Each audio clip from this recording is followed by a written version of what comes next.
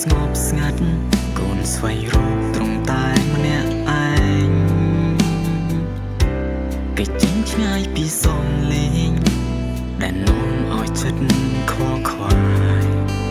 បំភ្លេចរឿងក្នុងចិត្តរឿងរ៉ាវពីអតីតរឿងជីវិតដែលធ្លាប់ជួបទុកព្រួយ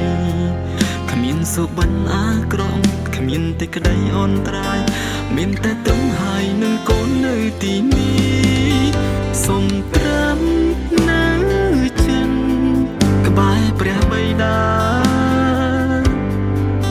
គ្មានអ្វីផ្សេងទៀតដែលកូនត្រូវការសូមត្រាំលំលំក្នុងក្តីមេត្តាកូនទេក្រុមយ៉ាងទៅព្រះបិតា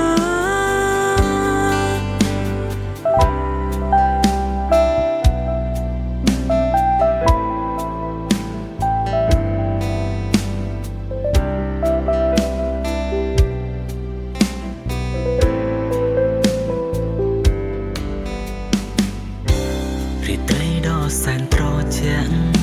ខ្យល់ធ្លាក់មកបាំងកាយា